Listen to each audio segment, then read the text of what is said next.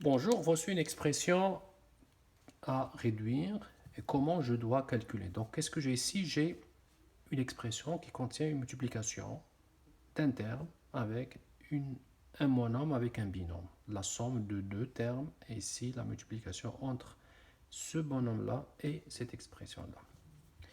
Puisque j'ai une multiplication, le 1 à la 3 avec 1 à la 2, lui, je ne peux pas le simplifier ni le réduire.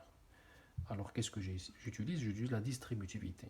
Donc, le a est moins 2 et a est moins 2 dans les deux. Alors, qu'est-ce que j'obtiens? J'obtiens a m moins 2 multiplié par a à la 3 plus a m moins 2 multiplié par a à la 2. Alors, j'ai fait la distributivité, je respecte la multiplication et aussi je respecte le signe de chaque terme. AM-2 fois A à la 3, donc j'aurai AM-2 plus 3. Et dans le deuxième terme, ça va être AM-2 plus 2. Là, j'effectue AM-2 avec le 3, ça me donne AM plus 1.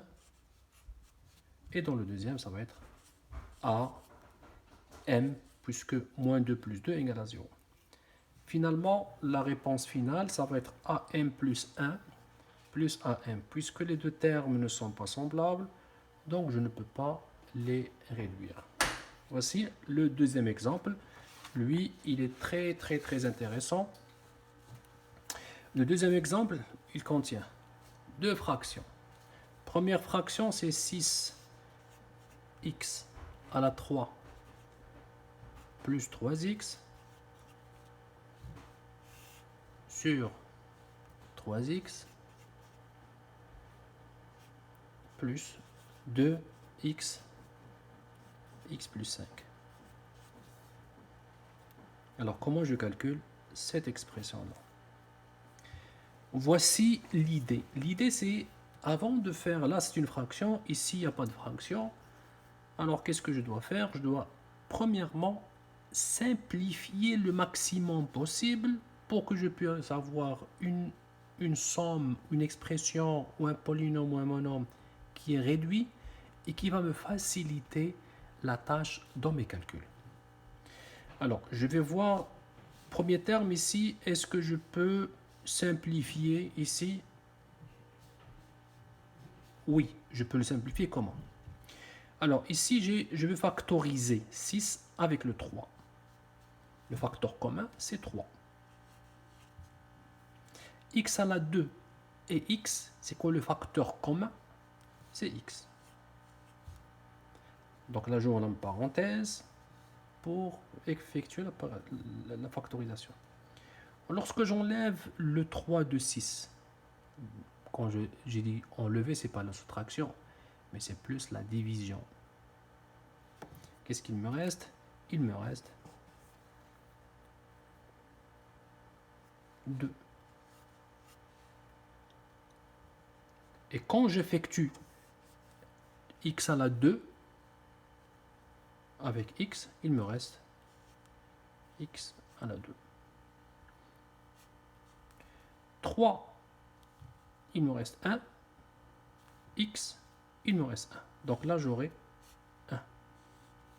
Et je divise tout ça par 3x.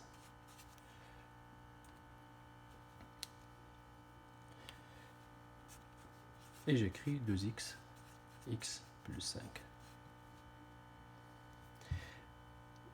3 et 3, je peux le simplifier. X et x, je peux le simplifier. Qu'est-ce qu'il me reste? Il me reste 2x à la 2 plus 1 dans cette première expression. Dans la deuxième expression, 2x, x plus 5, donc je peux faire la distributivité et de calculer. J'aurai 2x avec le x et 2x fois 5.